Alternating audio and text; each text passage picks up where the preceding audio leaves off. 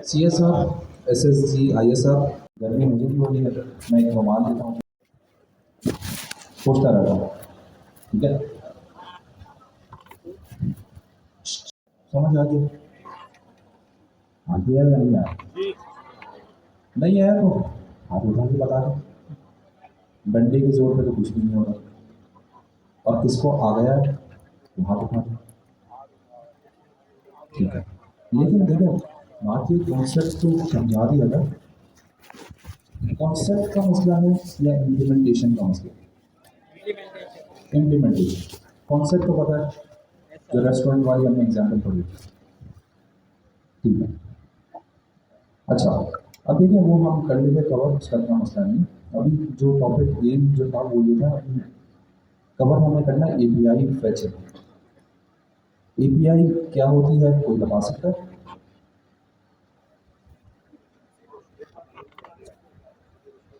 ये बताया, बताओ।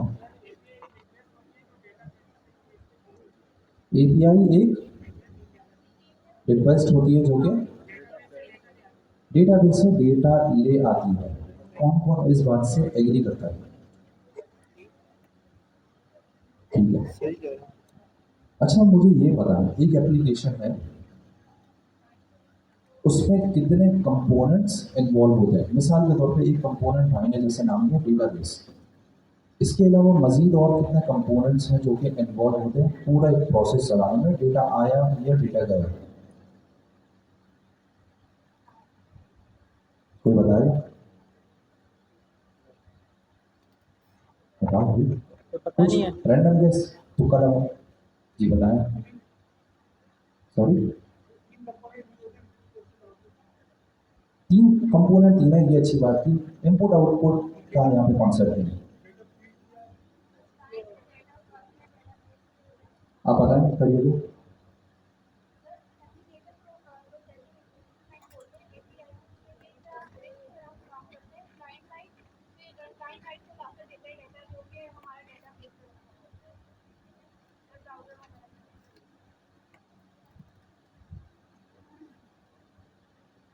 काफी हद तक उन्होंने अच्छा बता दिया, और कोई बताएगा? हाँ मैं अब सही बता दूँ, मुझे खाली अपना अंदाजा लेना, तो मैं आपको सही एक्सप्लेन करूँ।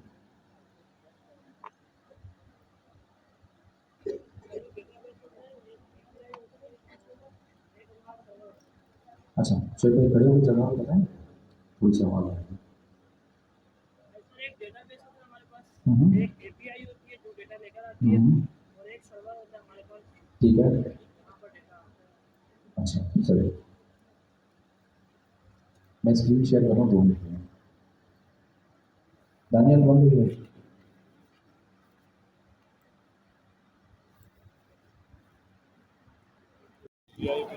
उसी रेस्टोरेंट वाली एग्जाम्पल को रिलेट करता है। फ्रंट एंड यहाँ पे क्या है? एक शादी हॉल है, उसमें आप बैठे हुए हैं मिसाल के तौर पर, वहाँ बैठे हुए तो वो आपका है फ्रंट एंड। ठीक है, पीछे अगर आपने बैक साइड पे देखा तो खाना बन रहा होता है, वो बारबेक्यू कर रहे होते हैं और पीछे देखे भी चल रहे होते हैं, वो आपका क्या? Back and. और जब जैसे ही खुलता है तो वो वेटर की आमद शुरू हो जाती है, वो खाना लेकर आ रहे होते हैं उस किचन से और रख रहे होते हैं। ऐसे ही है, यस सर, ऐसा ही है। ये सिंपलेस्ट एग्जाम्पल है, या जो भी है कॉन्सेप्ट है, समझने को कि basically front end back and के अंदर कम्युनिकेशन कैसे होता है। ठीक है, सवाल किसमें किसी का कोई? अब हम थोड़ा सा यहाँ पर आते हैं, और मैंने जो कंपोनेंट्स की बात की थी ना, वो यहाँ पर समझते हैं। 3 कंपोनेंट्स होते हैं किसी भी एप्लीकेशन के अंदर, सही है? अब जो मॉडर्न एप्लीकेशन जितनी भी बनी है उनके अंदर 3 कंपोनेंट्स होते हैं। एक कहलाता है क्लाइंट या फ्रंट एंड, एक होता है सर्वर, ठीक है, और थर्ड जो होता है वो आपका डेटाबेस होता है। ठीक है, ये कहलाता है 3 लेयर या 3 टायर एप्लीकेशन। ठीक है, अब अगर पुराने ज़माने में आपने सुना हो कि थोड़ा सा, अगर किसी कोई बंदा अगर किसी इंडस्ट्री में काम करता है या किसी एंटरप्राइज में काम करता है, उसने देखा होगा वहाँ पे ऑरेकल यूज़ हो रहा होगा। अब आप में से किस किस की ऑरेकल से फेमिलियरिटी है? आपकी है? हाँ। अब मिसाल के तौर पर अगर आपको ऑरेकल का पता हो तो ऑरेकल के अंदर होता है फॉर्म्स एंड रिपोर्टिंग। ऑरेकल का एक फॉर्म होता है, ठीक है, और ऑरेकल बेसिकली डेटाबेस टूल है। अब होता ही है, वो फॉर्म डायरेक्टली कनेक्टेड होता है डेटाबेस के साथ। उस तरह की एप्लीकेशन जो कि बेसिकली ओरेकल के अंदर जो इंटरप्राइज है, जो ओल्ड पीवाई के साथ जो चल रही होती है, वो थी टू लेयर एप्लीकेशन या टू टीयर एप्लीकेशन। उसमें आपका फ्रंट डायरेक्टली कनेक्ट होता है डेटाबेस के साथ, ठीक है। मॉडर्न एप्लीकेशन जितनी भी बनी है वो थ्री लेयर, ये थ्री टायर एप्लीकेशन है। इसमें आपके पास फ्रंट है, सर्वर है, और फिर एक बैकएंड, बैकएंड नहीं सॉरी डेटाबेस। यहाँ तक क्लियर है? Two layer, three layer, components कितने हैं, फ्रंट, सर्वर, डेटाबेस, यहाँ तक हमें अब समझ आ जाना चाहिए। अब भाई जो समझने वाली बात है कि एपीआई कहाँ पर आ रही है, ठीक है। अब एपीआई समझने के लिए मैं यहाँ पे डायग्राम बनाता हूँ।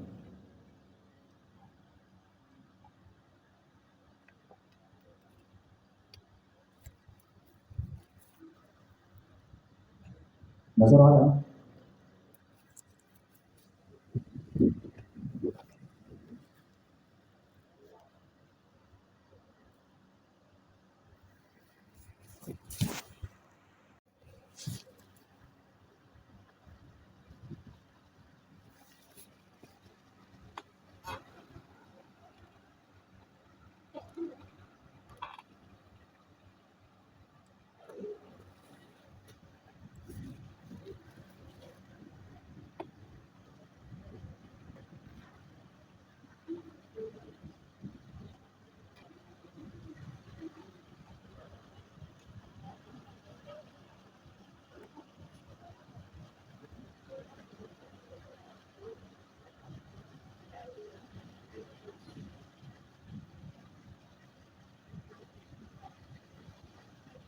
एक है क्लाइंट, एक है सर्वर, और एक है डेटाबेस।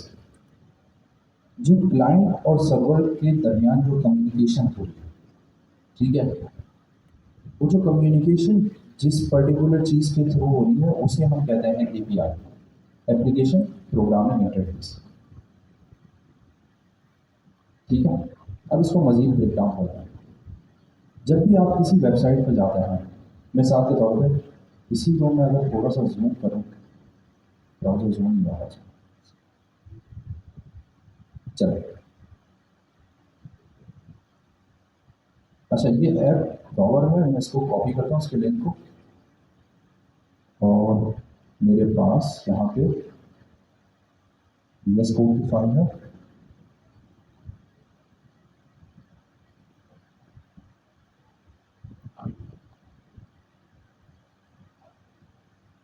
ये यूआरएल आपको नजर आ रहा है?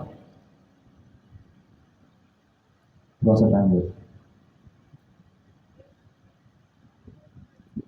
अब आप में से कितने लोग ऐसे हैं जिन्हें पता है कि यार ये चीज़ क्या है?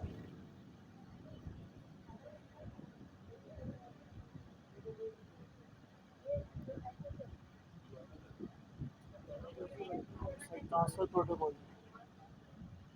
यहाँ पर अगर बताएं,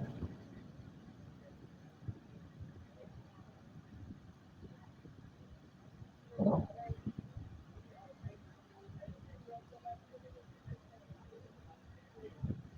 वेबसाइट प्रोटोकॉल, ठीक। और क्या बताया? Transfer protocol. Transfer protocol. जोर से बोलो। हाँ, जोर से बोल दो। अरे जोर से बोलो। Transfer protocol. Transfer protocol. और क्या बताएगा? Hyper text transfer protocol. होता क्या है ये? इंटरनेट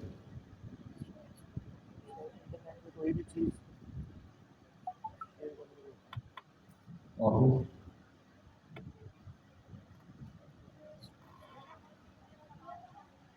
अगर मैं इसे मिसाल के तौर पर ऐसा हटा दूँ तो ये क्या बनेगा? HTTP hypertext transfer protocol secure हट गया। यार तुमने ट्रांसफर प्रोटोकॉल किया, थोड़ा सा मजीद डिफाइन करो क्या होगा? थोड़ा ब्रेक डाउन कुछ बताओ। पुश का प्रोटोकॉल। नहीं बताओ, कोई बात नहीं। ये कहलाते हैं डेटा ट्रांसफर प्रोटोकॉल। इंटरनेट क्या है? Network of computer. जैसे कनेक्शन। जितना भी डेटा आ रहा जा रहा है उस नेटवर्क के थ्रू आ रहा है, ठीक है। उस नेटवर्क के अंदर मुख्तलिफ डेटा ट्रांसफ़र प्रोटोकॉल्स हैं, ठीक है? जिसमें अगर मैं बेसिक बात करूँ तो हमारी नज़र से सिर्फ क्योंकि सिर्फ यही गुजरा होता है, तो उससे हमें पता है कि यार ये हाइपर टेक्स्ट हो गया, एचटीटीपी या एचटीटीपीएस। इसके अलावा मज़ीद भी होते हैं, एफटीपी, एफटीपीएस। अब ये है क्या बात? ये प्रोटोकॉल या ये चीज़ें ये मेक श्योर करती हैं कि आपका क्लाइंट टू सर्वर या जितने का जो डेटा आपका इंटरनेट के थ्रू राउट हो रहा है, आगे पीछे जा रहा है, उस नेटवर्क को यूज़ करते हुए, ठीक है, वो एक पर्टिकुलर प्रोटोकॉल यूज़ कर रहा है। उस प्रोटोकॉल को हम ये कह रहे हैं, इसकी मुख्तलिफ टाइप है, ठीक है? अब अगर ये मिसाल के तौर पर मैं यूज़ कर रहा हूँ एचटीटीपी। एचटीटीपी हम यूज़ तब करते हैं जब हमें रियल टाइम डेटा ट्रांसफ़र करना, कोई डेटा ट्रांसफ़र करना हो बिटवीन मुख्तलिफ नेटवर्क से कंप्यूटर्स, ठीक है? अब आपका क्लाइंट भी एक सिस्टम है, कंप्यूटर है, और सर्वर भी कहीं ना कहीं कंप्यूटर ही है, ठीक है, जो कि नेटवर्क में एक दूसरे से कनेक्टेड है। क्लाइंट रिक्वेस्ट भेजता है, सर्वर के पास पहुंचती है, सर्वर एट द एंड एक कंप्यूटर ही है जो कि इंटरनेट से कनेक्टेड है। इंटरनेट में जो डेटा ट्रांसफ़र हो रहा है थ्रू नेटवर्क हो रहा है। हम एक पर्टिकुलर प्रोटोकॉल यूज़ करें जिसका नाम है एचटीटीपीएस या एचटीटीपी, मिसाल के तौर पर।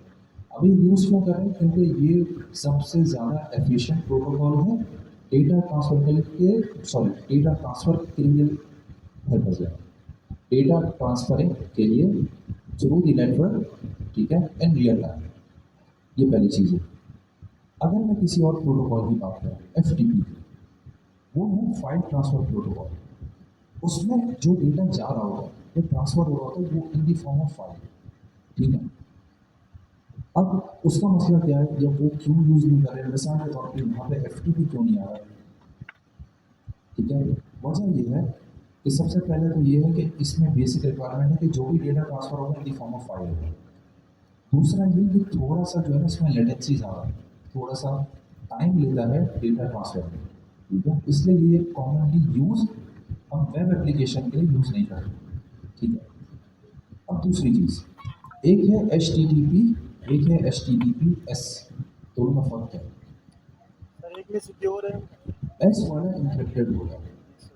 अब ये एन्क्रिप्टेड या डिक्रिप्शन, ये इसकी ज़रूरत हमें क्यों है? अब जैसे आपने बताया, थोड़ा सा डिफाइन करिए। अब ये लीक क्या है? डेटा सिक्योर क्या है? कोई सिनेरियो डिफाइन करो, कुछ बताओ मुझे इस तरीके से, मुझे समझ आए।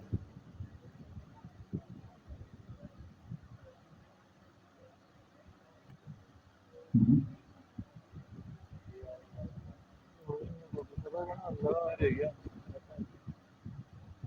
नीचे हटा दूंगा, हटेगा तो हटेगा। हाँ जा रहा होगा क्या? नीचे हटा दूंगा, हट जाएगा। नहीं हट जाएगा, जैसे ही कोई और ऐप खोलोगे हट तो जाएगा। ऊपर आके बताओ स्टिक क्या है, ताकि सबको समझ आए। क्या करना, मैसेज करना है ऊपर से कर लेना, ऊपर से देख लो अगर हो गया। मैं गलत बैठ गया। वहाँ से जवाब क्यों नहीं आया? मैं ऊपर से देखो। मैं खाली वही जानता हूँ बस, बाकी किसी का मुझे नहीं पता।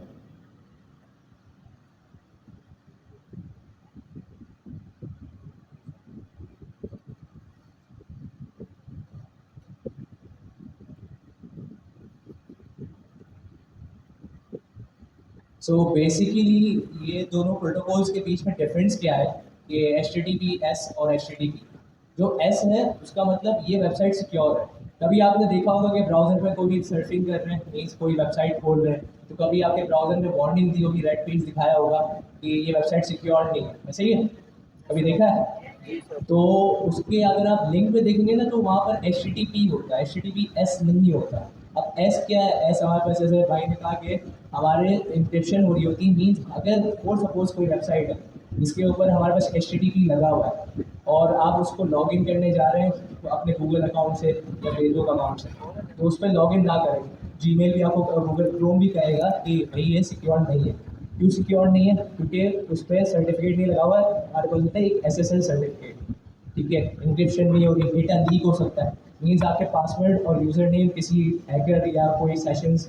अब हमारे पास क्या होता है कि आपने देखा होगा कि फेसबुक आप लॉग इन करते हैं first time, second time log in करने की ज़रूरत नहीं पड़ती। क्यों? किसी को पता है?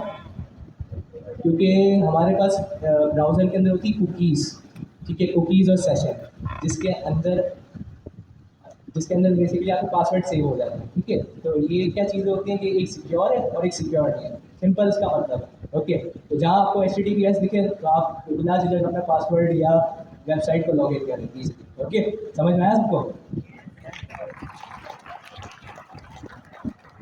जबरदस्त। अब थोड़ा इसको तोड़ते हैं, मज़ीद फिर हम API की तरफ आएंगे। मैंने आपसे कहा कि बेसिकली इंटरनेट क्या है? इंटरनेट क्या है? तो बताएगा डेफिनेशन। Network of computer. इस नेटवर्क में कंप्यूटर किस किस का है?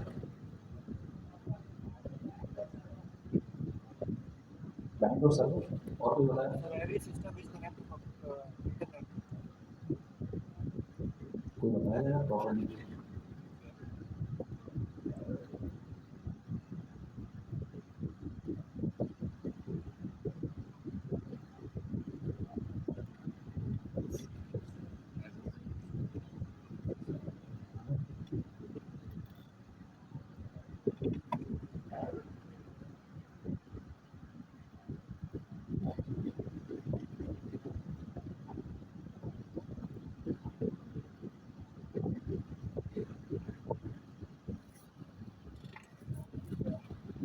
Global system of interconnected computer networks, ठीक है, दैट यूज इंटरनेट प्रोटोकॉल जो भी है, फिलहाल IPs की बात हो रही है। अभी कह रहा है global system of interconnected computer networks, ठीक है। अब मुख्तलिफ कंप्यूटर कनेक्टेड है। अब मैं आपको समझाता हूँ कि अगर आपने HTTP के थ्रू अगर डेटा ट्रांसफ़र किया तो क्या पॉसिबल सिनेरियोज हैं, ठीक है। जब आप क्लाइंट या सर्वर के अंदर कम्युनिकेशन कर रहे होते हैं तो आप इंफॉर्मेशन एक्सचेंज कर रहे होते हैं। अब मिसाल के तौर पे एक सिनेरियो समझते हैं, थोड़ा सा अज्यूम करते हैं ताकि आपको उसका कॉन्सेप्ट क्लियर हो जाए। ई-कॉमर्स की एप्लीकेशन बना रहे हैं, ठीक है, या मिसाल के तौर पे एक बैंकिंग एप्लीकेशन। अच्छा, यहाँ से आवाज़ आ रही है जो आप, मैं पॉइंट आउट नहीं कर सकता हूँ, मुझे सबने बता भी लगा है, लेकिन आप यहाँ पे बातें नहीं करें प्लीज़। अगर नहीं पढ़ना तो पीछे में भी पढ़ लें, मुझे नज़र नहीं आ रहा है। अब समझते हैं कि क्योंकि मुख्तलिफ कंप्यूटर कनेक्टेड है। मिसाल के तौर पे आपकी सैलरी ट्रांसैक्ट हो रही है, ठीक है, या आप कोई बैंकिंग ट्रांजेक्शन कर रहे हैं। अब हुआ क्या, आपने अमाउंट लिखी, मैंने लिखी 5,000 रुपये हमजा भाई को भेजना है, ठीक है, मेरा बैंक का क्रेडिट कार्ड नंबर ये, उसका जो है एक्सपायरी डेट ये, और उसका CBSV क्या होता है, CBC कोड ये, ठीक है। मैंने भेजा इंफॉर्मेशन नेटवर्क के थ्रू अपने क्लाइंट से सर्वर को, ठीक है। ये एप्लीकेशन कहाँ से गई? आपने देखा होगा ना, कोई ऑनलाइन डिलीवरी करते हैं तो क्या होता है, कार्ड की इन्फॉर्मेशन वगैरह सब डालते हैं, कोड भी डालते हैं, कार्ड की डिटेल्स भी डालते हैं। जब हम एंटर करते हैं तो हुआ क्या, पीछे से एक रिक्वेस्ट गई। अब अज्यूम ये कर लेते हैं ये रिक्वेस्ट है HTTP, ठीक है, जो डेटा ट्रांसफ़र प्रोटोकॉल जो यूज़ हो रहा है वो ये HTTP वाला है। रिक्वेस्ट गई, हमजा भाई को पैसे भेजना है। अब होगा क्या, क्योंकि इंटरनेट है, नेटवर्क ऑफ इंटरकनेक्टेड कंप्यूटर्स, तो उसमें बहुत सारे लोगों के कंप्यूटर कनेक्टेड है, ठीक है। अब क्योंकि वो नेटवर्क बना हुआ है, उसमें बहुत सारी जगह पर ऐसा होता है कि हैकर्स बैठे होते हैं जो कि कंटिन्यूसली डेटा स्कैन कर रहे होते हैं उस प्रोटोकॉल के थ्रू जो ट्रांसफ़र है। अब पैसे हमजा भाई को भेज रहे थे, क्योंकि मैं HTTP के थ्रू भेज रहा हूँ, उसमें इंक्रिप्शन नहीं, इंक्रिप्शन आएंगे थोड़ी देर में। मिसाल के तौर पर सिक्योर, एक हैकर बीच में बैठा हुआ, हमजा भाई के पैसे थे, आए हैकर ने डेटा स्कैन किया, उसने उस डेटा, क्योंकि वो इंक्रिप्टेड या सिक्योर नहीं था, उसकी इन्फॉर्मेशन उसके पास आ गई। उसने उसके निकाला, अच्छा भाई इसका कार्ड नंबर ये है, इसकी ये चीज़ें ये है। उसने ऑनलाइन ट्रांजेक्शन की, उसने पैसे 5,000 की जगह पे 50,000 निकाल लिए। जब मैंने हमजा भाई को थोड़ी देर बाद फ़ोन किया तो हमजा भाई ने कहा मेरे पास तो पैसे ही नहीं है, क्योंकि आपका अकाउंट तो खाली था। अब मैंने जब बैंक से चेक किया तो 50,000 रुपये पहले ही हैकर निकाल चुका था। अब वजह क्या बना, जो मैं प्रोटोकॉल यूज़ कर रहा था डेटा ट्रांसफ़र के लिए, उसमें जितना भी डेटा आगे पीछे हो रहा था, आ रहा था या जा रहा था, वो सब एक्सपोज था, क्लियरली विजिबल था अगर उसको इंटरसेप्ट कर लिया, ठीक है। इसकी वजह से वो डेटा किसी को एक्सपोज हो गया और इस तरीके से उसने पूरा मेरा क्रेडिट बैलेंस खाली कर दिया। समझ आ गया? अब है HTTPS, जो S लगा ना, वो ये मेक श्योर करता है कि जब डेटा क्लाइंट से सर्वर के पास जाए, जैसे ही डेटा क्लाइंट से निकले वो काइंड ऑफ एनक्रिप्टेड फॉर्म में जाएगा। एनक्रिप्टेड फॉर्म क्या है? रीडेबल फॉर्म नहीं होगा, उसके साथ एक की लगती है, मिसाल के तौर पे समझाने के लिए एक की लगेगी, पासवर्ड लगेगा, उसके अगेंस्ट में वो एक काइंड ऑफ करेक्टर या स्ट्रिंग जनरेट कर लेगा जो कि रैंडम होगा, ठीक है, आप उसे पढ़ के कुछ इन्फॉर्मेशन एक्सट्रैक्ट नहीं कर सकते। वो डेटा जाएगा क्लाइंट से सर्वर के पास। अब जितना भी जो बीच में जो ट्रांसफ़र हो रहा है ना, उसमें कोई अगर उसे इंटरसेप्ट कर भी ले तो वो उसको पढ़ नहीं सकता, ठीक है। तो होता यह है कि फिर क्लाइंट से गया और वो सर्वर पे जाके फिर वो जाके डेटा जो है डिक्रिप्ट हो सकता है कि वो डेटा यूज़फुल इन्फॉर्मेशन में तब्दील होकर यूज़ हो सकता है, ठीक है। इसलिए जब हम HTTP यूज़ करते हैं तो हमारी बेसिकली कोशिश ये होती है कि कोई भी सेंसिटिव डेटा जो है वो ट्रांसफ़र ना करें, ठीक है। और अगर सेंसिटिव डेटा ट्रांसफ़र करना है तो फिर हम यूज़ करते हैं कि मेक श्योर जो भी डेटा आ रहा जा रहा है वो थ्रू HTTPS के थ्रू डेटा ट्रांसफ़र हो। इसीलिए आपने देखा होगा जब भी वेबसाइट अगर HTTP होती है तो गूगल आपको वार्निंग देता है प्रोसीड करने से पहले, कहता है उसमें आपको एक रेड कलर का चेक मार्क नज़र आ रहा होगा, वो लाइन लगी हुई थी ऊपर एड्रेस बार के बाद, ठीक है। अब ये हमने पढ़ लिया डेटा ट्रांसफ़र प्रोटोकॉल। अब आप घर जाके मज़ीद इसको पढ़ लीजिएगा। अब हम आते हैं एप्लीकेशन प्रोग्रामिंग इंटरफेस। अब एप्लीकेशन प्रोग्रामिंग इंटरफेस क्या है? बेसिकली अगर मैं इजी अल्फाज में समझाऊँ तो जो आपका डेटा ट्रांसफ़र हो रहा है, आप एक रिक्वेस्ट भेज रहे हैं क्लाइंट को, क्लाइंट से सर्वर को, और सर्वर उसको प्रोसेस करता है, डेटाबेस से डेटा उठाता है और आपको रिटर्न करता है। सिंपल सा है, ठीक है। HTTP या FTP जो भी था वो था डेटा ट्रांसफ़र प्रोटोकॉल। डेटा आ रहा है जा रहा है वो कैसे हैंडल होगा इससे रिलेटेड है। API जो है वो ये मेक श्योर करती है कि क्या डेटा आ रहा है और क्या डेटा जा रहा है। फर्क समझो, एक है डेटा ट्रांसफ़र प्रोटोकॉल, उसका डेटा किस टाइप का है इससे लेना देना नहीं है। डेटा आएगा कैसे, जाएगा कैसे, या डेटा कहाँ जा रहा है, एन्क्रिप्टेड है या नहीं है, उससे लेना देना। डेटा क्या होगा, किस फॉर्म में होगा, इससे लेना देना नहीं है। मिसाल के तौर पे FTP की बात करें, आपने एक फाइल भेजी मिसाल के तौर पे JPEG की या PNG की, उससे इसका लेना देना नहीं है। वो सिर्फ भेजेगा जो शेयर हो रहा है नेटवर्क के थ्रू, बस उससे लेना देना उसका है कि यहाँ से निकल के point A two point B तक पहुँच जाए। अब आपने .png की फाइल भेजी या आपने एक्सेल की फाइल भेजी, उससे लेना देना नहीं है। API का लेना देना इससे है कि क्या डेटा आपको चाहिए, किस फॉर्म में चाहिए, कैसे चाहिए, कितना चाहिए, इस सारी चीज़ों से है। ये आप अपने कोड के अंदर डिफाइन कर रहे होंगे आगे चलिए, समझ आ गया। Data transfer protocol HTTP link नहीं है API से। वो एक चीज़ देख रही है कि डेटा ट्रांसफ़र कैसे हो रहा है, और एक चीज़ देख रही है कि डेटा क्या चाहिए, कितना चाहिए, कैसे चाहिए, ठीक है। Yes sir. सो तो नहीं रहे। अब आ जाते हैं, अब API के भी अंदर अपने स्टाइल होते हैं। अब मैं इतनी क्यों फिलहाल हो जाएगी आपको तकरीर सुना रहा हूँ, आगे जाके जब आप पढ़ेंगे तो आपको समझ आएगा कि भाई ये चीज़ें क्या हैं और हम ये क्यों पढ़ रहे हैं। API, अब आ जाते हैं API पे। अब API है एप्लीकेशन प्रोग्रामिंग इंटरफेस। क्लाइंट से एक रिक्वेस्ट जाती है, क्लाइंट कहता है मुझे डेटा चाहिए, मिसाल के तौर पे क्रिप्टो करेंसी का, या मैं चाहता हूँ मुझे पाकिस्तान स्टॉक एक्सचेंज का डेटा मिल जाए, ठीक है। तो आप जाते हैं वेबसाइट पे पाकिस्तान स्टॉक एक्सचेंज की, होता क्या है पीछे वो एक सर्वर को रिक्वेस्ट करता है, सर्वर से डेटा आ जाता है, ठीक है। जो डेटा लेकर आ रही है लेके जा रही है जो आपकी चीज़ है वो है API। अब API के मज़ीद फॉर्मेट्स हैं। API लिखने के, राइटिंग के मज़ीद स्टैंडर्ड्स हैं या फॉर्मेट है। एक है REST API, ठीक है, एक होती है GraphQL, और होती है हमारे पास अंतिम से GPRC, फिर है WebSocket, और मज़ीद कुछ चंद एक और भी होती है, एक और भूल रहा हूँ याद नहीं आ रही आपसे, ठीक है। सो हाँ, REST, GraphQL, WebSocket। अब इस कोर्स में जो कवर करेंगे फिलहाल सिर्फ REST API, ठीक है। REST API क्या होती है ये हम थोड़ी देर में देखेंगे। अब मज़ीद इसको ब्रेक करते हैं। क्लाइंट यानी आप या यूज़र सर्वर से हमेशा कुछ चंद तरह के ऑपरेशंस की रिक्वेस्ट करेगा। मुझे डेटा चाहिए, मुझे डेटा ऐड करना है, मुझे डेटा अपडेट करना है, या मुझे डेटा डिलीट करना है। 4 ऑपरेशन हो गए। मुझे डेटा दो, मेरा डेटा अपने पास रखो, मेरे डेटा को अपडेट करो या मेरे डेटा को डिलीट करो। मुझे डेटा चाहिए, रेस्ट की टर्मिनोलॉजी में इस मेथड को कहते हैं गेट, GET। मेरा डेटा ऐड करो, रेस्ट की टर्मिनोलॉजी में इसको कहते हैं पोस्ट। मेरा डेटा अपडेट करो, रेस्ट की टर्मिनोलॉजी में इस मेथड को कहते हैं पुट। और मेरा डेटा डिलीट करो, तो रेस्ट की टर्मिनोलॉजी में इस मेथड को कहते हैं डिलीट। 4 मेथड हो गए कवर।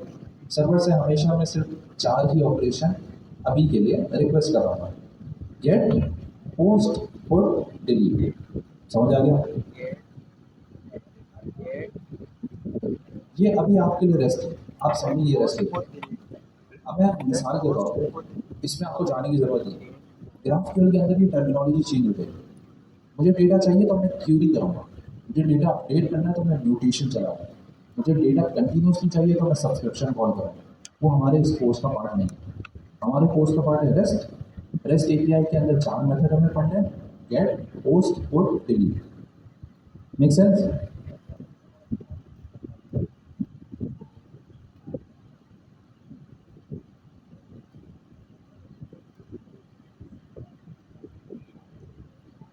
अब लास्ट क्लास में अगर आपको याद है, सेकंड लास्ट क्लास में, उससे पहले वाले में हमने रूट्स पढ़े थे, यूज स्टेट और यूज इफेक्ट। मुझे यूज इफेक्ट क्योंकि हमने सरसरी पढ़ा था, गालिबा मुझे याद है, कोई मुझे बताएगा इस साइड से, और पहली रो को छोड़ के उसके बाद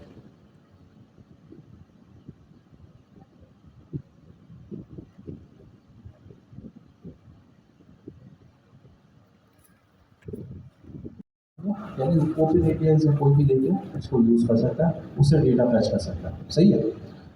अब हम एक एम करते हैं, मिसाल के तौर पे हम एक एप्लीकेशन बनाते हैं जो कि रेट फोरकास्ट कर रही है, या जो रेट करंट मार्केट का रेट बता रही है फॉर क्रिप्टो कॉइन पर। अब उसके लिए कुछ APIs आपको मिल जाएगी। जो मैंने शॉर्ट लिस्ट की है वो है भाई कॉइनलिया, ठीक है। अच्छा ये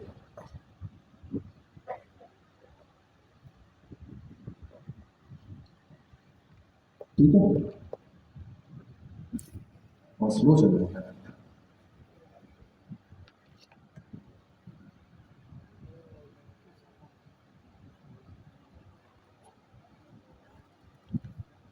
मैंने सब कुछ किया हुआ। नहीं वही ब्रो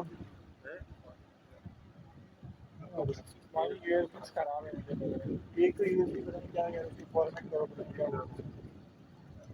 उसको सेंड कर देना जीमेल पे। डिवाइस लगा हुआ है ना घर पे, अभी सेंड कर देना। उस पर जीमेल ले लो, उसकी सेंड कर देना। व्हाट्सएप खोलो, मैं जीमेल लिख के हाँ यार अभी कर लो मोबाइल में अपने। अभी इसमें इसको मैंने वीडियो बना दी, ये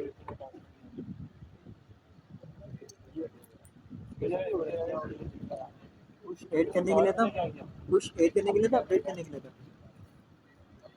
पुश ऐड मुझे क्या फायदा है सबकी गलत, मेरा क्या ही जा रहा है, नहीं पड़ेगा आपको बस। मतलब क्लास में आए तो पढ़ लिया, सही है, पढ़ेंगे नहीं पढ़ेंगे। अच्छा एक चीज़ याद है, अच्छा एक बंदा जो है वो शायद यूट्यूब की वीडियो बना के यूट्यूब पे डाल रहा है, शायद रिकॉर्डिंग करके वीडियो बना के डाल रहा है। कौन है वो हिम्मतदार शख्स? तुम हाथ खड़ा कर लो, अभी क्यों डाल लो यार? तो कॉपीराइट वीडियो भेज देना भाई यार, ऐसे काम नहीं करो, बिना वजह फिर मैं बोलूँगा फिर नहीं सर, खुद से ही बना के डाल देते हैं। होगा कुछ नहीं, तुम्हारा कार्ड ले लेंगे फिर तुम्हें आने भी नहीं देंगे। बना के डालो नहीं, पढ़ लो, क्लास के अंदर पढ़ लो ना यार, क्लास क्यों रखी है हमने? मजाक करने के लिए रखी है। ओके पॉइंट लिया, इस पर आपको अकाउंट बनाना। मैं इनको अच्छा खासा क्रेडिट दे रहा हूँ, कमीशन भी नहीं दे रहा हूँ। चलो इस पर आपने ये आपको देने एक फ्री API दे देगा, ठीक है। आपने इस पर अकाउंट बनाना है, घर जाके, अभी तो टाइम नहीं है, जाएंगे साइन अप करेंगे, आगे क्या होगा वो मैं बता देगा। इस तरीके से जो है ना इनका डैशबोर्ड बना हुआ है, ठीक है। साइड पैनल में आप आए, यहाँ पे जो है ना डैशबोर्ड पे क्लिक किया आपने, तो डैशबोर्ड पे जाते साथ ही आपको यहाँ पे एक चीज़ नज़र आ जाएगी, योर एपीआई एक्सेस की। ठीक है, ये की आपका अपना पर्सनल एक कोड है जो इन्होंने आपको असाइन किया है। अब अगर मैं नीचे देखूँ ना तो ये कह रहा है this months API usage, API request, और कोटा मेरा था भाई 100 एपीआई था, जिसमें से 40 मैं अभी ही यूज़ कर चुका हूँ। ठीक है, तो ये यूसेज रिकॉर्ड दिखा रहा है मुझे। आपने जाके यहाँ पे अपना एक अकाउंट बना लेना है, और फिर वो एपीआई यूज़ करके मैं अभी आपको बताऊंगा कि हम बेसिकली एप्लीकेशन कैसे बनाएंगे। ठीक है, अब कोड पर आ जाएगा। देखिए आपने नोट कर लिया, यार मेरी एपीआई की यूज़ नहीं करना वाला, ये 40 होगा, फ़ायदा नहीं होने वाला कुछ। अकाउंट बना के नई एपीआई की मिलेगी वो यूज़ करेंगे। ठीक है, अब मैं आ जाता हूँ अपने कोड पर। ठीक है, एक यहाँ पे मैंने ऑलरेडी बनाया, मैं दूसरा कंपोनेंट यहाँ पे क्रिएट कर देता हूँ, इसका नाम रख देते हैं पॉइंट मार्केट। थोड़ी सी उसमें एक फाइल मैंने बनाई पेज डॉट टीएसएक्स, इसमें तो किसी का सवाल नहीं है। अब मुझे एक बात बताएं, सीएसआर आपने पढ़ा है, एसएसआर पढ़ लिया, आईएसआर पढ़ लिया, कॉन्सेप्ट तो है। एपीआई से मैं डेटा ले रहा हूँ, ठीक है, और कंडीशन ये है कि मैं यहाँ पे यूज़ स्टेट और यूज़ इफेक्ट, यानी वो दो हुक्स जो है वो यूज़ करूँगा। यहाँ पे मैं कौन सा प्रिंसिपल अप्लाई करूँगा? सर CSR क्लाइंट से नहीं सर, क्योंकि वो बार बार डेटा वो होता रहेगा, अपडेट होना पड़ेगा, अपडेट होना पड़ेगा।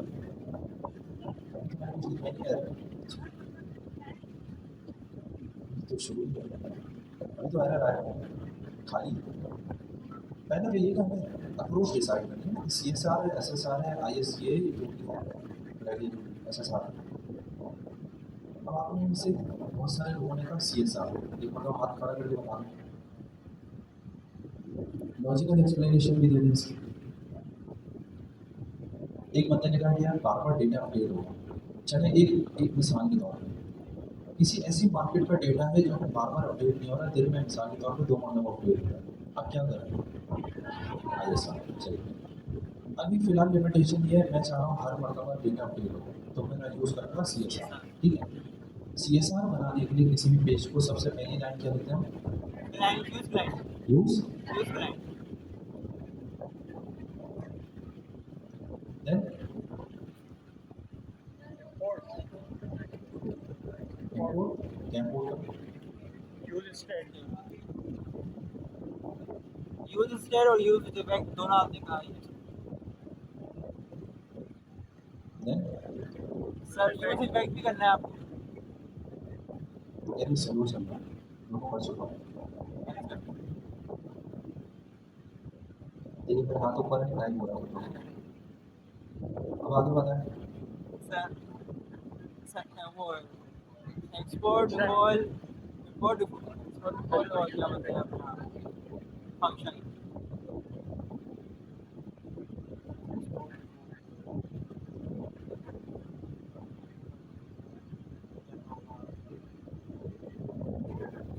कोई मसला है इसमें? सबको क्लियर है? अब एक स्टेट हमें चाहिए, ठीक है, यानी वो चीज़ जिसको अपडेट करने से मैं चाहता हूँ कि यूआई वापस रिफ्रेश हो, हमेशा वो वाले वेरिएबल्स में स्टेट के अंदर स्टोर ना हो। ठीक है, अब मिसाल के तौर पर मैं पॉइंट का डेटा लूँगा उस एपीआई से, अभी तो हमने कुछ शुरू नहीं किया था, लेकिन अज्यूम ये कर लें उस एपीआई से डेटा आएगा तो कहीं ना कहीं तो स्टोर होगा।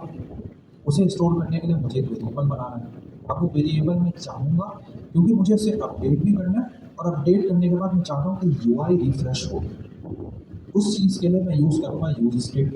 अब मुझे पता है, मुझे अगर वेरिएबल सिंपल सा बनाना है यूज स्टेट को यूज़ करते हुए, तो कैसे होगा? कॉन्स्ट स्क्वायर ब्रैकेट, फिर पहला है वो चीज़ जिससे मैं डेटा गेट करूँ, और अगला जो है वो है डेटा सेट करूँ। ठीक है, उसके बाद क्या है भाई?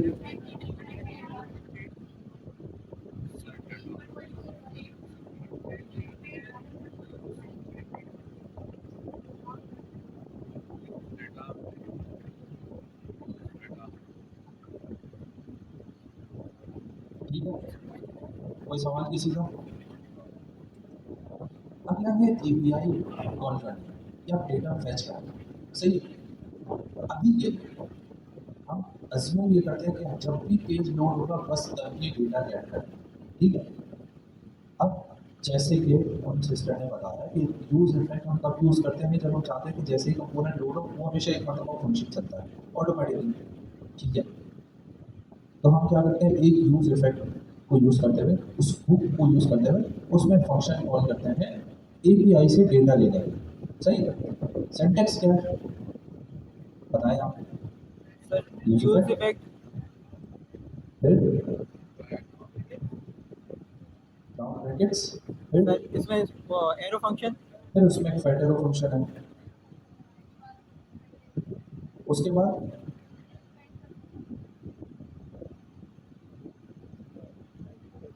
इसके बाद क्या करूँ?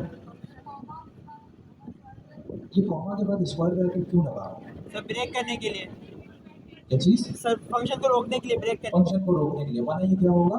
चलता रहेगा इनडेफिनेट चलता रहेगा। तो मैंने यहाँ पे एक स्क्वायर ब्रैकेट लगाया और ये फंक्शन मेरा हो गया कंप्लीट। अब आते हैं एपीआई फैचिंग वाले फंक्शन पे। अगर आपको याद हो जब हम पढ़े थे टाइप स्क्रिप्ट तो उसमें हमने देखा था कि अगर एपीआई से डेटा लेना है तो फैच का एक हुक है, या फैच का मिसाल के तौर पे फंक्शन है, मेथड है, जिसके थ्रू हम एपीआई को कॉल कर सकते हैं। कोई प्रॉमिस रिटर्न करता है जिसके बाद हम डॉट देन लगा के उससे डेटा ले सकते हैं, और अगर उसमें डॉट कैच लगाएंगे तो उसमें एरर आ जाएगा इन केस अगर एपीआई फेल होती है। उसका सिंटैक्स मैं आपको बता रहा हूँ। ठीक है। फैच का कीवर्ड सबसे पहले है, उसके बाद ब्रैकेट, ठीक है, राउंड ब्रैकेट। ठीक है। इसमें जाएगा आपका एपीआई का यूआरएल। एपीआई का यूआरएल हमें कहाँ से मिलेगा? कॉइन लेयर वाली वेबसाइट से। उनके मुताबिक जो एपीआई का यूआरएल है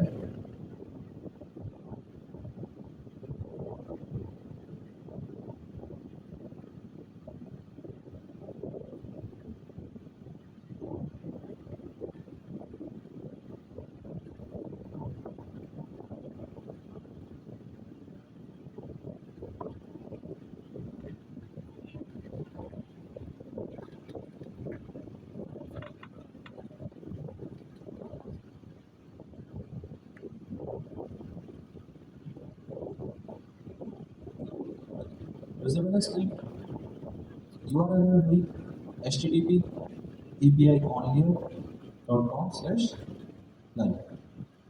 अब आप देख रहे हैं इनका जो है जो प्रोटोकॉल यूज हो रहा है वो कौन सा है? Not secure HTTP। ठीक है। अब इनकी मर्जी है भाई, सर्वर रहता है, हम यहाँ पे कोई मनी ट्रांजैक्शन तो कर नहीं रहे, तो अगर इंटरसेप्ट हो भी जाएगा तो कोई समस्या नहीं। ठीक है। फिर है बेस पार्ट, ये है API.coinlayer.com, इसका डोमेन है, और फिर उसके बाद है /live। लाइव का मतलब ये कि भाई जो लाइव मार्केट का डेटा होगा फोरकास्ट करके इस पर्टिकुलर राउट में हमें दे रहा होगा। जब मैं ये चलाऊंगा ना, इसको फैच करने की कोशिश करूँगा, डेटा नहीं आएगा।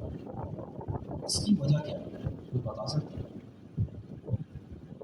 क्या चीज़?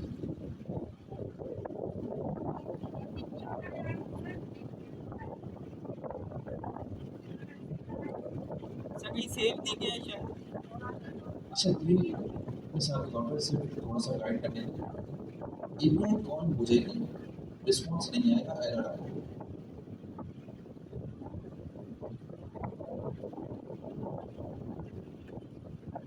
क्यों आएगा?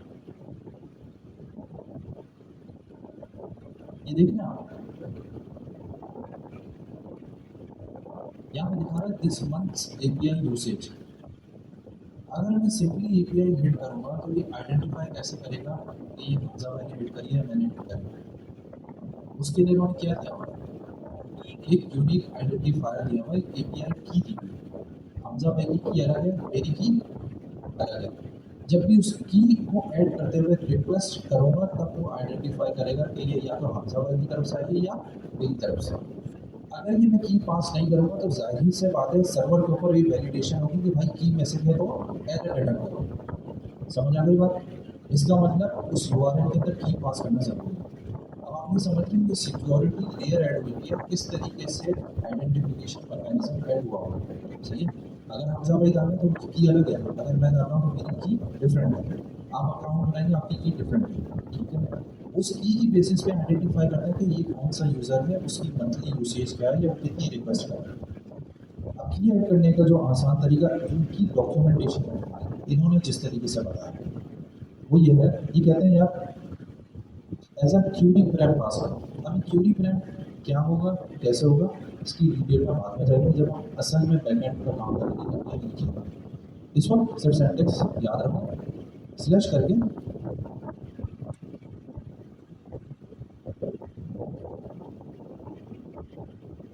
ये एक्सेस की का एक वेरिएबल है, ठीक है। इक्वेट करके यानी इक्वल्स टू लगा के उसमें वो की पास करनी है जो आपके डैशबोर्ड पे नजर आ रहा है, ठीक है। समझ आ गया? सॉरी, क्वेश्चन मार्क लगेगा जैसे ही बेस पार्ट आपका खत्म होगा, ठीक है। यहाँ पे क्वेश्चन मार्क लगेगा, ये मैंडेटरी है, वरना तो अगर मैं ये हटा दूँ तो ये क्या बनेगा, लाइव एक्सेस, ये दो वर्ड कीवर्ड मिल रहा है। तो डिफ्रेंशिएट करने के लिए कि यार ये पाथ यहाँ तक है, उसके बाद ये एडिशनल वेरिएबल्स है, ये एडिशनल पैरामीटर्स है, ठीक है। अब यहाँ पे थोड़ी सी बेस्ट प्रैक्टिस भी यूज़ करते हैं। एपीआई की यहाँ पे मैंने क्या किया है, हार्डकोड, ठीक है। अब मैं चाहता हूँ यार एपीआई की मैं किसी वेरिएबल से फाइंड कर दूँ। अब आप मुझे ये बताएं वेरिएबल क्या मैं यूज स्टेट यूज़ करूँ या सिंपल कॉन्स्ट और लेट यूज़ करके डिफाइन करूँ।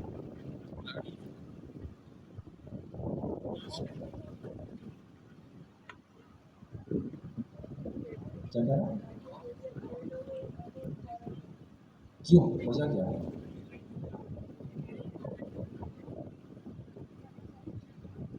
यहाँ से आवाज है, कौन कह रहा था यार?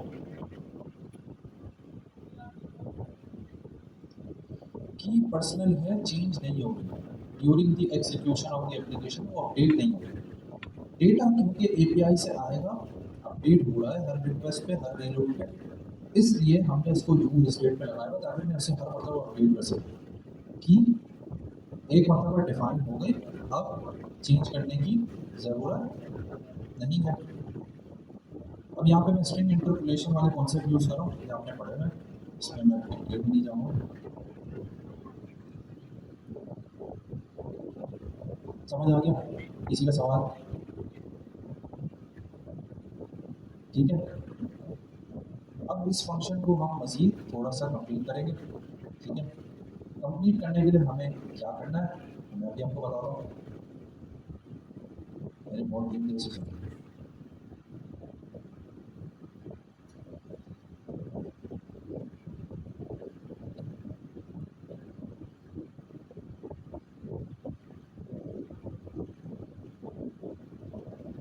अच्छा, फैच रिटर्न करेगा एक प्रॉमिस, ठीक है।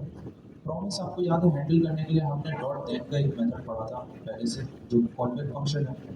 मैं यहाँ पे वो लगाता हूँ एक कॉलबैक फंक्शन, ठीक है। फैच रिटर्न करेगा एक प्रॉमिस जिसको हैंडल करने के लिए मुझे लगाना है dot then. Dot then again एक फेडरो फंक्शन लेगा, ठीक है, वो मैं यहाँ पे ले लेता हूँ। उसके बाद वो रिटर्न करेगा मुझे basically response in an other form, जिसको मुझे टाइप करना पड़ेगा। स्क्रीन डिले से काफ़ी आ रही है, हम मैनेज कर लेते हैं। फेडरो फंक्शन तो कर लिया, ठीक है। यहाँ पे क्योंकि फैच प्रॉमिस रिटर्न करेगा, उसके अंदर कुछ पैरामीटर्स भी पास करेगा जो कि एज अ रिस्पॉन्स होंगे उस एपीआई ये जो मैं डेटा रिटर्न किया। अब अगर मैं यहाँ पे कोई पैरामीटर पास नहीं करूँ तो क्या पे यहाँ मुझे कुछ मिलेगा फंक्शन की बॉडी के अंदर, नहीं। तो अब मैं क्या करूँ, मैं अज्यूम ये कर रहा हूँ कि यहाँ पे एक काइंड ऑफ रिस्पॉन्स मुझे आएगा, मैंने इसे क्या कर दिया रिस्पॉन्स। अभी मैं खाली सोच रहा हूँ, अभी मैं इसे टेस्टिंग करूँगा, ठीक है। मेरी अजम्पशन ये है कि जब मैंने फेच कॉल किया और डॉट देन लगाऊँ तो प्रॉमिस के अगेंस्ट में मुझे बेसिकली डेटा रिटर्न कर रहा हूँ, ठीक है। अब सबसे पहले जो डेटा आपको यहाँ पे मिलेगा वो जेसन फॉर्मेट में नहीं होगा, तो हमें उसे सबसे पहले प्रॉमिस जो आया है उसे कन्वर्ट करना पड़ेगा उस पर्टिकुलर डेटा सेट को जेसन, ठीक है। अब ये सिंटेक्स स्ट्रक्चर है, इसे याद रखें। डॉट जेसन लगाया मैंने, ठीक है। अब पहली लेयर के अंदर जो डेटा मुझे एपीआई से मिला वो मैंने जेसन फॉर्मेट के अंदर कन्वर्ट किया, ठीक है। अगेन ये वाला जो पूरा फंक्शन है ये एक और प्रॉमिस रिटर्न करेगा। उस प्रॉमिस को रिजॉल्व करने के लिए अगेन मैं क्या यूज़ करूँगा, यूज़ करूँगा, ठीक है। तो यहाँ पे मैंने किया था, पहले प्रॉमिस के अंदर मैंने कन्वर्ट किया डेटा को जेसन के अंदर, फिर नेक्स्ट में मुझे डेटा, अगेन ये डेटा ही है लेकिन मैंने मिसाल के तौर पर इसका नाम रख दिया जेसन कन्वर्टेड, ठीक है। और इसके बाद अब मैं इसे यहाँ पे सेट कर सकता हूँ अपने सेट डेटा के अंदर।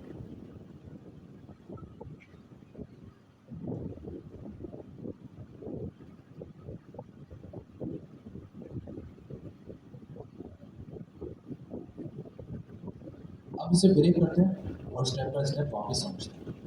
पहले स्टेप में क्या हुआ, एक रिक्वेस्ट की फेच, सही है। रिक्वेस्ट कहाँ से गई, क्लाइंट टू सर्वर, सर्वर से अजम्पशन ये है कि यार रिक्वेस्ट सक्सेसफुल हो गई तो जो डेटा या जो चीज़ वापस आएगी वो एक प्रॉमिस है, ठीक है। फेच जो है वो प्रॉमिस रिटर्न करता है। प्रॉमिस को रिजॉल्व करने के लिए हमने पढ़ा है डॉट दैन डॉट कैच के फंक्शन होते हैं, ठीक है। अगर सक्सेसफुल होगा तो डॉट दैन का फंक्शन है, अगर एरर होगा तो फिर डॉट कैच का। तो सबसे पहले मैंने डॉट दैन लगाया, अजम्पशन यही है जो रिस्पॉन्स आ रहा है वो जेसन के फॉर्मेट में नहीं है। आपको एक चीज़ याद रखनी है, रेस्ट में जब भी हम डेटा हैंडल कर रहे हैं वो जेसन के फॉर्मेट में होगा, चाहे वो क्लाइंट से जा रहा है फिलहाल या क्लाइंट के पास वापस आ रहा है।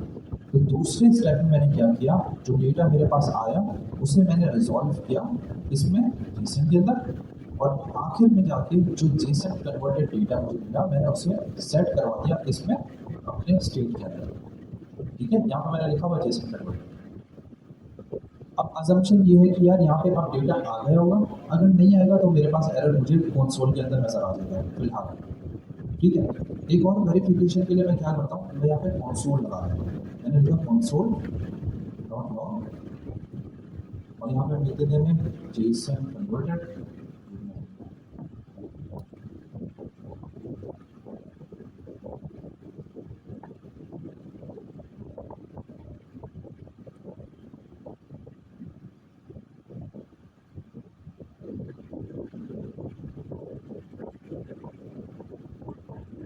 ठीक है। अब से ब्राउजर में चेक करते हैं।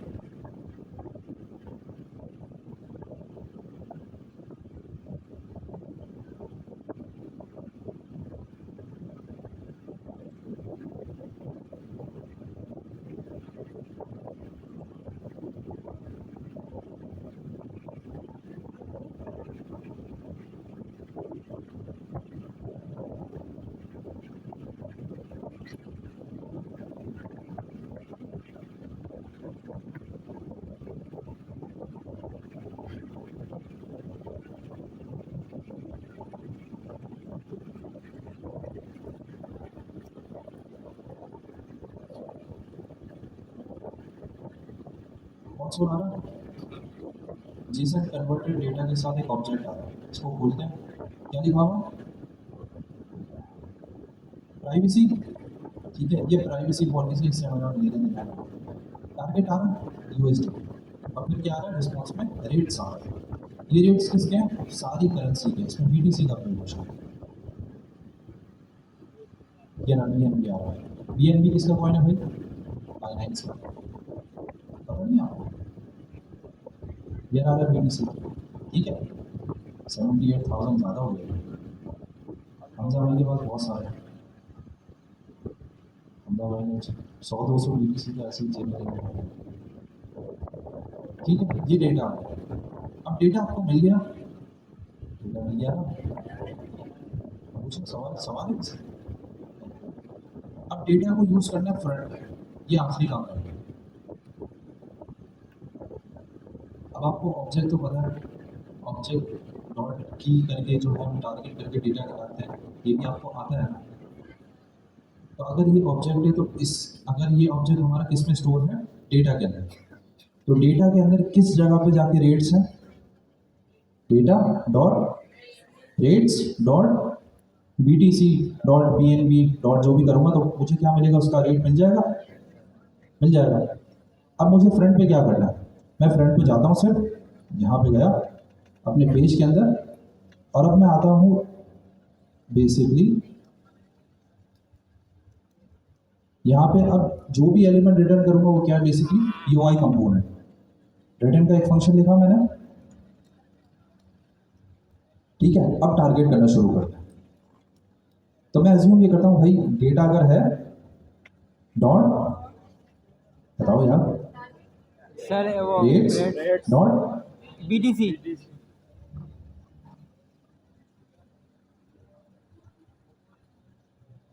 अब अगर आप गौर करें तो ये कह रहा है यार property rates does not exist on type never. अब क्योंकि आप टाइप स्क्रिप्ट यूज़ कर रहे हैं, ये आपको यहाँ पे टाइप एरर दे रहा है। अभी टाइप नेवर क्यों आ रही है मैं बताता हूँ।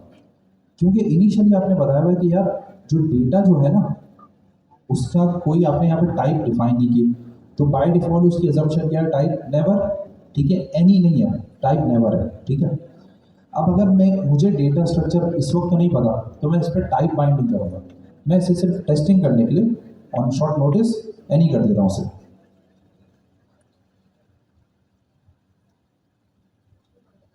अब आपने ये भी देखना है कि रिएक्ट के अंदर ये यूज स्टेट के होप के साथ हम टाइप कैसे बाइंड कर रहे हैं। यूज स्टेट का कीवर्ड, देन एंगल ब्रैकेट और उसके दरमियान में टाइप। मिसाल के तौर पे अगर मुझे यहाँ पे स्ट्रिंग करना है तो मैं स्ट्रिंग भी लिख सकता हूँ, ठीक है।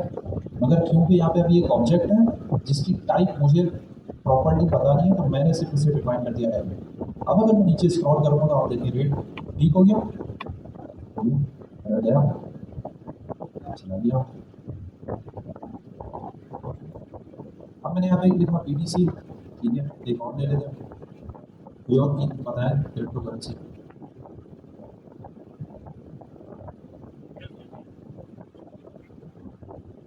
यार आपको आगे नहीं पता,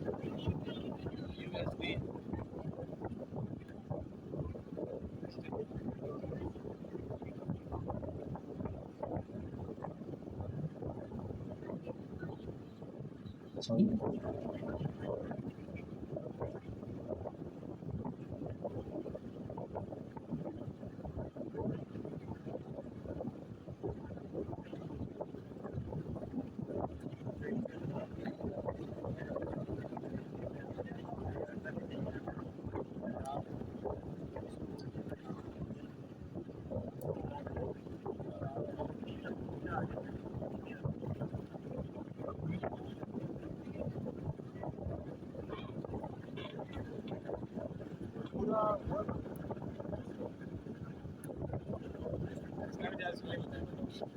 महाराज ये ऐसा नजर आ रहा है, मैं दिखाऊंगा,